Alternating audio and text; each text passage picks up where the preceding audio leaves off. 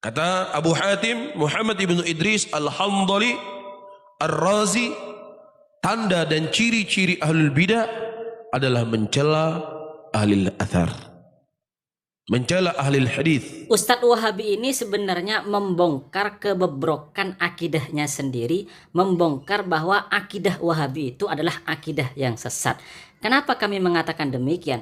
Karena para Wahabilah yang menuduh ahli hadis itu tersesat, dan para Wahabilah yang sering menyalahi faham dan pendapat dari ulama ahli hadis Rasulullah Sallallahu Alaihi Wasallam, orang-orang yang faham hadis Rasulullah Sallallahu Alaihi Wasallam. Sekali lagi, Wahabilah yang menuduh sesat, bahkan barangkali bisa menuduh kufur, syirik orang yang mengemban hadis Rasulullah, ulama ahli hadis Rasulullah Sallallahu Alaihi Wasallam.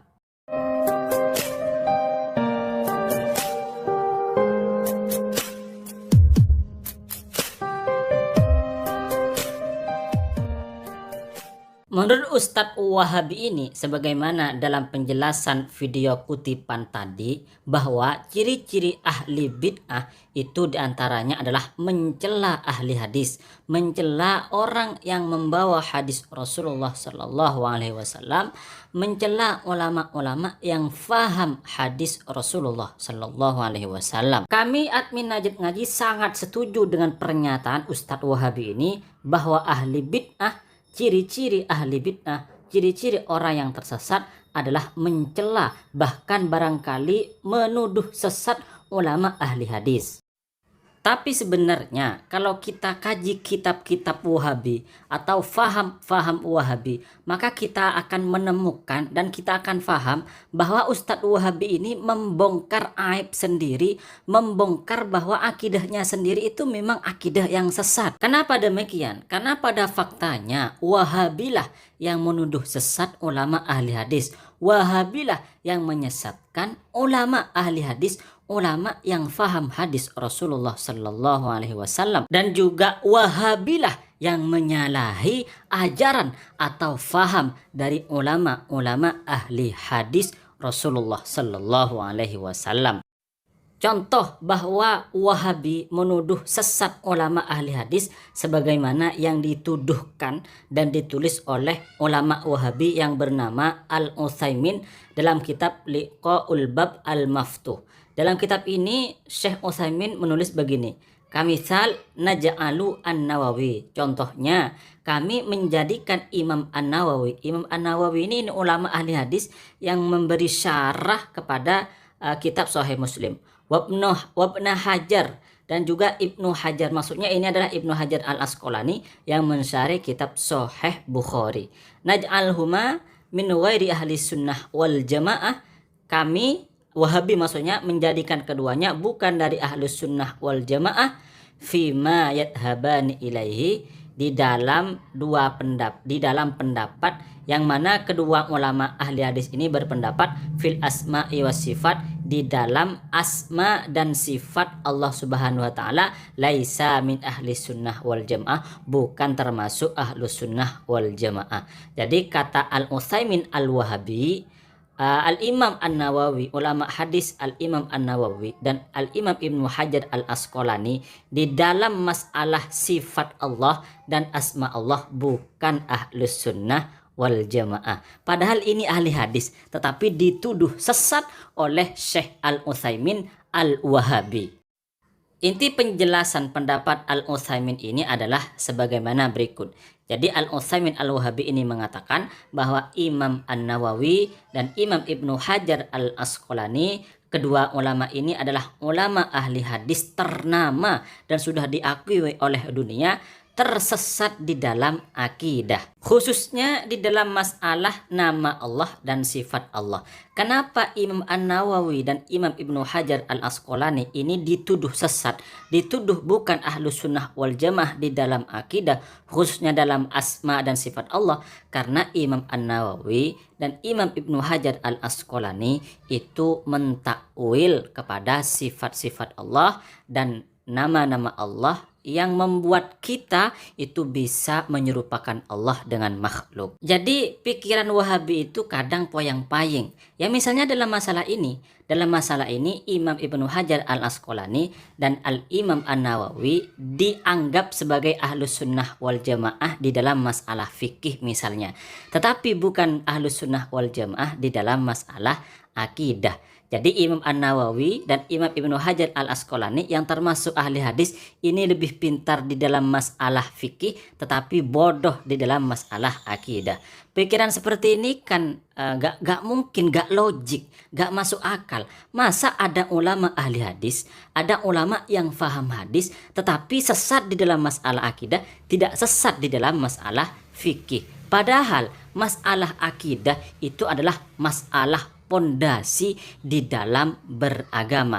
Kalau orang sudah sesat akidahnya, berarti nggak dianggap kealimannya di dalam masalah fikih. Jadi kalau ada orang sudah tersesat di dalam masalah akidah, ya berarti dia bukan ulama ahlus sunnah wal jamaah. Namun pertanyaannya kemudian, kenapa Imam An-Nawawi ulama faham hadis dan Imam Ibnu Hajar al-Asqalani juga ulama faham hadis kok bisa mentakwil di dalam sifat dan asma Allah? Ya karena memang mentakwil itu adalah akidah yang benar sesuai dengan ajaran ulama salaf. Kalau misalnya memang nggak benar, ya nggak mungkin dilakukan oleh Al-Imam An-Nawawi dan Al-Imam Ibnu Hajar al-Asqalani, ulama ahli hadis yang sudah diakui kepakarannya. Maka sejatinya yang tersesat itu bukan Imam An-Nawawi dan Imam Ibnu Hajar al-Asqalani, tapi yang tersesat itu adalah Al-Utsaimin dan pengikut-pengikutnya. Yang tersesat adalah para Wahabi. Mereka nggak mau kepada takwil dan nggak mau kepada tafwid sehingga terjerumus kepada tasbih, menyerupakan Allah dengan makhluk. Kemudian kalau kita kaji lebih dalam lagi, para Wahabi ini juga menuduh kafir atau mengkafirkan para ulama ahli hadis, ulama yang faham hadis Rasulullah Sallallahu Alaihi Wasallam.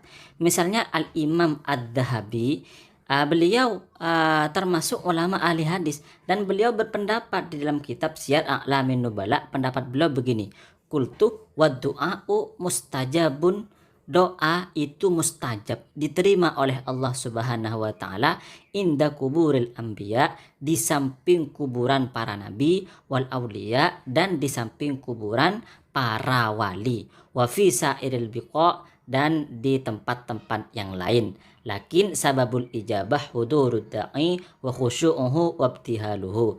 Tetapi sebabnya diterima doanya seorang itu adalah kekhusyukan dari orang yang berdoa.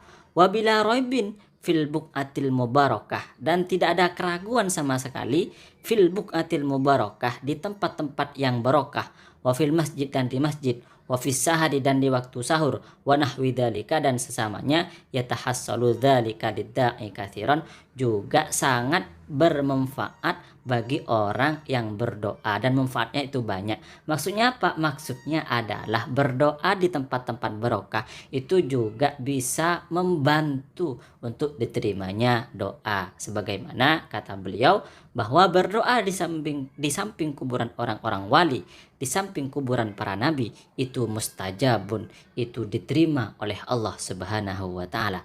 Lalu datang Wahabi yang bukan ahli hadis tetapi ada yang diaku dan dianggap sebagai ahli hadis seperti Albani, dan sebenarnya bukan ulama ahli hadis.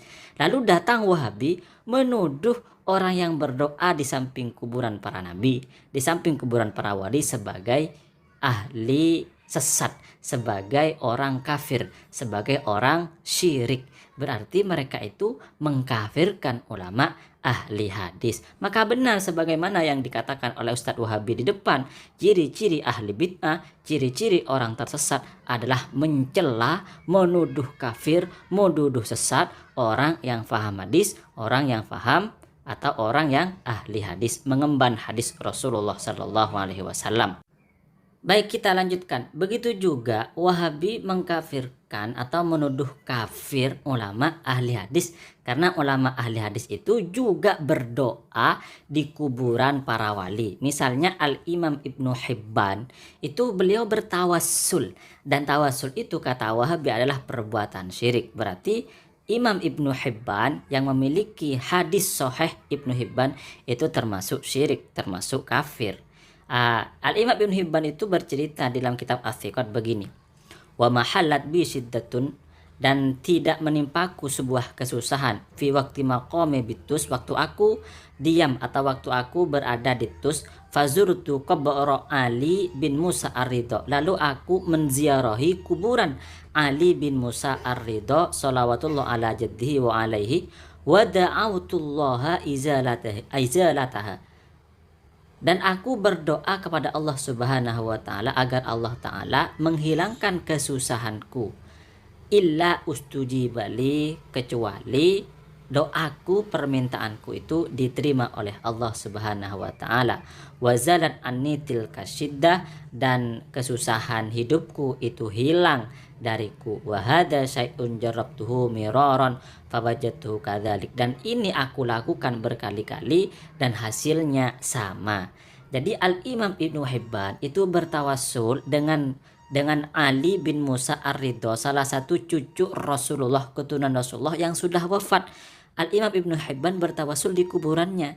Nah, ini kalau oleh Wahabi dituduh sebagai perbuatan syirik, tawasul itu dituduh sebagai perbuatan yang kafir, yang bisa membuat orang keluar dari Islam, berarti Imam Ibnu Hibban yang termasuk salah satu ulama hadis ini juga kafir, ini juga syirik. Berarti Wahabi ini menyalahi, beda dengan faham ulama ahli hadis. Kalau misalnya ada Wahabi dan juga ada ulama ahli hadis berbeda pendapat, kira-kira kita ikut siapa? Ikut Wahabi atau ikut ulama ahli hadis? Jadi sebenarnya yang menyalahi ulama ahli hadis, yang mencela ulama ahli hadis itu bukan ahlus sunnah wal jamaah, bukan aswaja, tetapi Wahabi sendiri. Makanya saya katakan Wahabi, Ustadz Wahabi di cuplikan video tadi itu sebenarnya membongkar kebobrokan akidahnya sendiri, membongkar kesesatan akidahnya sendiri.